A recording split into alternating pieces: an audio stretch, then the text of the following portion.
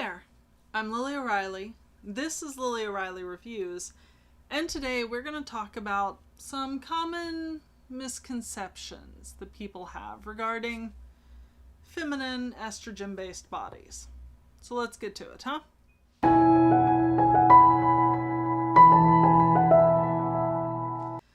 Now today I got a Ko-Fi commission to talk about what they consider female body misconceptions.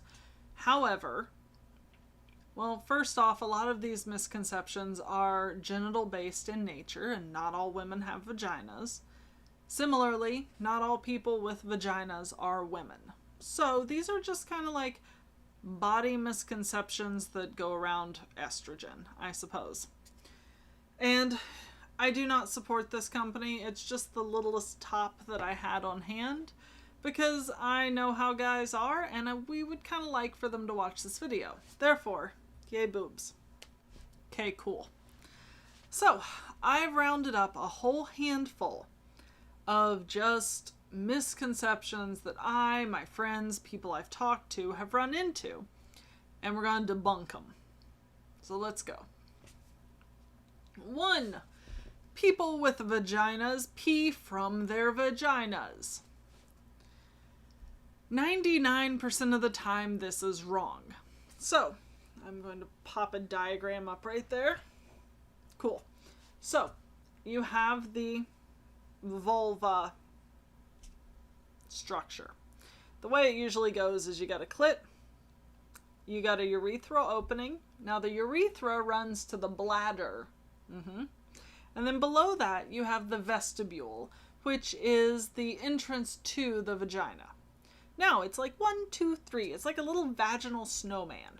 And right in the middle, the urethra, is where the pee comes out. It is also the place that you should not attempt to stick your finger in. The amount of people I've had that have had their hands in my down under and they've thought they were going for the vagina, instead they were like rubbing the shit out of my urethra, does not like. Now, I do know a fringe case. There was a girl I knew in college who had a urethral reroute, whatever. Hers didn't go the right direction, so hers actually did poke into her vagina and she peed out of her vagina. It was hell when she wore tampons because they would get soaked every time she went to pee. Very frustrating. Very glad that for, 90-something% of us, you get the pee and then you get the vagina. Perfect. Second, UTIs only come from sex. For those of you who don't, have a vagina and have to deal with this, a UTI is a urinary tract infection. For people with penises, the urinary tract is like this damn long. For those of us with vaginas, you get like 1.5 inches, maybe 2 inches between the outside hole and the bladder. This is a problem because bacteria from things like people trying to finger your urethra can shoot up that very short route very quickly, and then you get what's called a UTI. Now, UTIs hurt. They hurt when you pee. They hurt like all the time, and they make you have to pee on like continuously. So it's just a cycle of shit and hurt, and it sucks. But they don't just come from sex. If you wear clothes that are too tight, bacteria from your vagina can get scooted up there on your underwear. If you wear thongs, that's another good one, because then you've just created a very nice little highway from your booty hole to your urethra, and bacteria will scootle up there. If a lot of the causes are sexual. If you don't pee after sex, if people don't wash their hands before they finger you, if you use a lube that your body doesn't like, those can all cause UTIs. But they are not solely sexual in nature. They can also come from wearing your underwear overnight. Like, try to, if you're in a situation that you can, take your underwear off, wear either just a big shirt or like some floppy shorts, and give all of that some room to air out. It needs to breathe, people. Let it breathe. 3. Periods can be held in like pee. I really wish, because my life would be so much easier if I could just clamp that thing shut, run to the toilet, open it up like a There's a piece of heavy equipment that does this, and then it drops everything, and I can't remember what it's called. Somebody in my comments is going to inform me of what it is, but I don't know what it is. So, yeah, it'd be great if we could. It doesn't work like that. So, within the vagina, the actual mouth of the vagina, generally speaking, does not stay shut. It kind of hangs out a little bit open.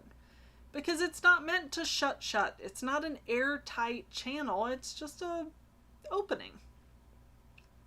And we bleed from what's called a cervix. So you have your uterus up here. And there's a sticky down bit on the uterus called a cervix. And the cervix basically sticks down through the roof of your vagina. And the end of your cervix, bleeds. Kind of like a drip coffee maker during your period. And it drips into this nice open vagina that's open at the bottom that does not airtight shut.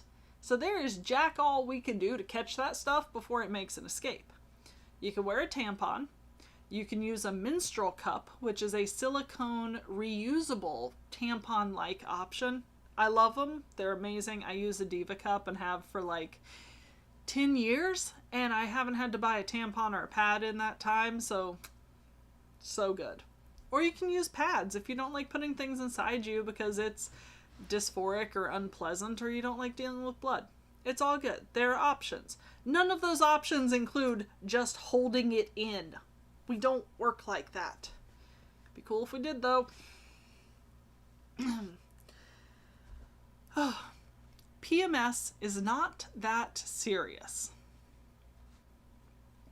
So 90% of people with vaginas are gonna have PMS. PMS just stands for premenstrual syndrome. It is a whole bunch of lovely grab bag symptoms that we get because our body is gearing up for a uterine temper tantrum because we didn't put a baby in it. It includes things like headaches, crankiness, bloating, backaches. Oh God, you'll get food cravings. You might get too hot. You might get too cold. You might feel a little bit sad. It's like the giant spinny wheel of suck. And you're going to get them. And 85% of people with female hormone nonsense get it. 5% of people, though, get something called PMDD, premenstrual dysphoric disorder.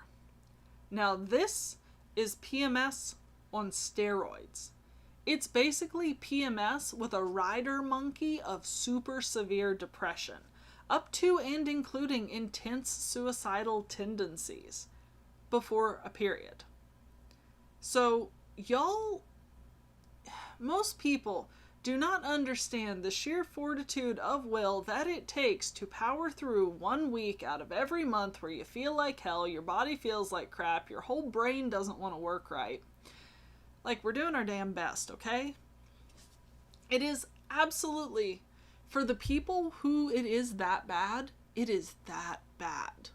For most of us, it is moderately suck and we'll get through it. And for some beautiful people, like my mother, who apparently has never had a cramp, it's just whatever. And I envy them.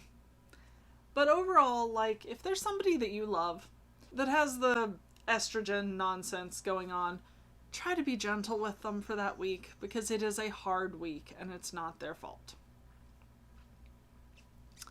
Cellulite is a moral failing. Alright, so for people who don't know, cellulite is a fat structure typically found in cis women, usually. Mostly found in people with a decently high estrogen amount, proportion, ratio. And what it is it's if you grab a handful of thigh and squish, it develops kind of a pockmarky texture. Basically, people with higher testosterone store their fat in little triangular packets underneath their skin. What does this mean? It means that by and large, their fat lays flat because when they store it, they're not storing as much of it. People with estrogen, we're packing on the fat in case of famine Because in a famine, our bodies still want to be ready to, carry a baby, drop a baby, breastfeed a baby. In my particular genetic makeup, we got to outlast the English in case they try and starve us out again. Like, our bodies go, you know what we need? Efficient fat storage. So we store our fat in basically honeycombs. This allows you to pack more fat per square inch. It's very efficient. But it also causes that dimply surface look because it's not packing in neat little layers. It's packing chunks of fat next to each other. So because cellulite is natural, it is a normal fat storage method, you can't get rid of it other than by just reducing the amount of fat you carry. There is no magic cellulite busting solution because it doesn't need to go anywhere. There's nothing wrong with it. Anybody worth a damn that sees you naked will not give 3 shits about your cellulite because they're seeing you naked. It's all good, seriously. And I personally like it. It's all squishy. But yeah, cellulite is not a moral failing. It's not indicative of who you are as a person. It doesn't mean you're not caring for yourself properly. It just means that your body's got estrogen, and your estrogen body wants to have as much fat packed away as tightly as it can, just in case. Oh. A large penis is needed for orgasm. Needed. Okay, not only has this popped up in my comments all the damn time, I hear this so often from people who have penises. Clearly, the only driving factor in a vaginal orgasm is the size and heft of the penis. Full of shit. So full of shit. Like, speaking anatomically, the G-spot is like this far in. This far. You can reach it with your fingers. You don't need all of this if you can reach it with these.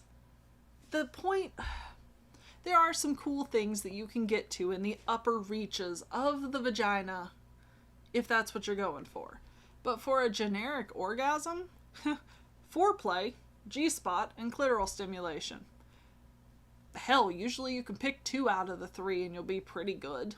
Like, giant penises are not the end-all be-all. Y'all are gonna have to just nut up and grow a personality because you don't have 12 inches. Like, 12 inches that we don't even by and large care about. Oh, this one is a pet peeve. Vagina equals everything from like the belly button to the knees. I hate it. I'm also guilty of it because it's a cultural shorthand. We say vagina and we basically mean everything from the pubic mound to sometimes including the booty hole. The whole thing's a vagina. And it's not. Like, if you start at the top where the hair is, that's the pubic mound. There's the pubic bone. Then you have the clitoris, the urethra, the vestibule, which is the bit that the urethra and the vagina live in. So there's like, the vestibule is the neighborhood, and then you'll usually have a urethra and a vagina inside of it. Outside of that, you have inner labia, and then the big chunkas are the outer labia. And then, like, you've got a taint and you've got a booty hole, but those aren't part of this discussion. Now, none of that I just mentioned is a vagina. You gotta open the inner labia. I'm gonna open them like doors. And then inside, where it's all wet and squishy, that's the vagina. In there. And it's really annoying to hear people talk about the vagina when they really mean the vulva, which is the whole thing, or they mean a separate subcompartment of it. Tiny, tiny annoyance, but it bugs me. Oh, and this one. Your labia size does not have anything to do with your promiscuity, your masturbation habits, the sins of your forefathers. None of it. It's genetic. I have no clue how it links, but it's just as genetic as your damn earlobes. Like, if If promiscuity was tied to labia size, I should be wrapping mine around my waist like a sarong. It doesn't have anything to do with it.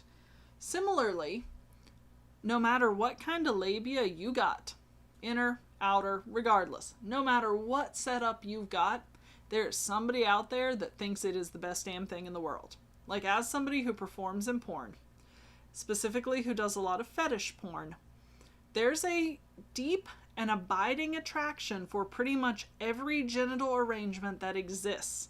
You do not have to get a labiaplasty. You don't have to get anything cut off, and there will be somebody who thinks that you are the most amazing genitals they've ever seen.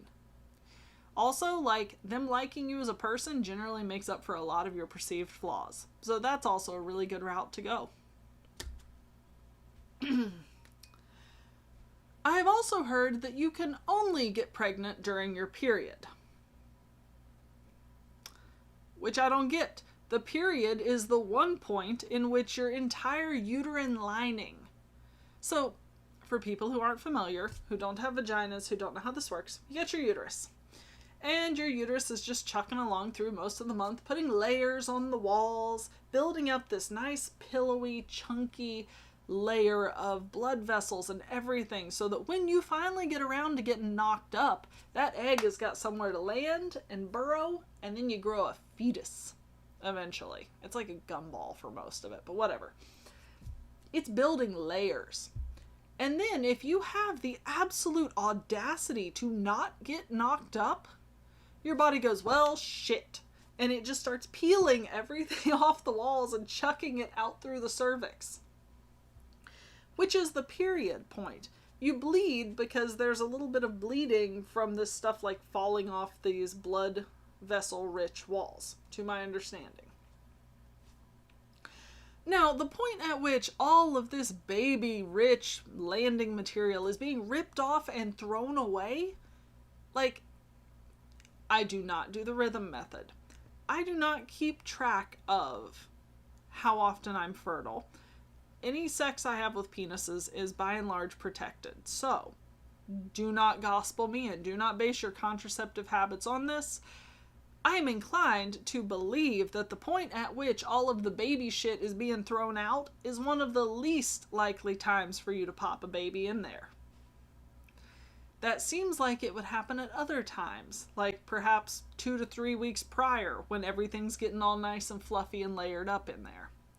But regardless, you cannot only get pregnant during your period, but similarly, you should not trust that you cannot get pregnant during your period, because sperm hang around way longer than you think they will.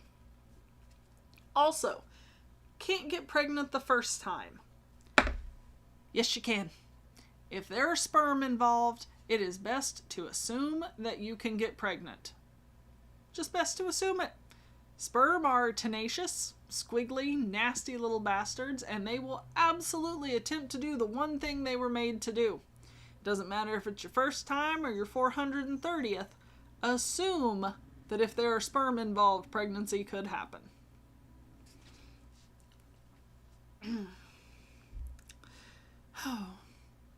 Hymens have to break during sex to prove virginity. This is a multi-parter. So for one, hymens generally don't break. Hymens are a membrane that is over the entrance to the vagina in babies, so that nothing gets up in there, because babies are little shit monsters, to my understanding. The hymen, as you get older and you're more active and you do things like running, walking, gymnastics, riding horses, riding bikes, kid shit. As you do kid shit, your hymen generally like stretches out, perforates, get holes in it, whatever. Like, if it was still there, 100% sealed over, you couldn't have periods, so the logic doesn't work.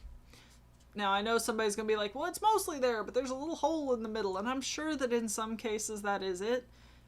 As far as I'm aware, most people just have, like, Swiss cheese hymens by the time they hit their late teens, because we're functional, active adults now. So, a hymen could theoretically break. More likely than not, it gets stretched. Now, can that cause a little bleeding? Couple drops, yeah. Should it hurt? No.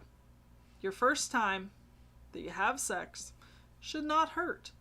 If you're turned on and you're ready and you're wet and the right amount of lube is used and you've been gently, worked up to it with fingers or whatever, it really shouldn't be painful. It could sting a little, but it shouldn't hurt. Second half of this.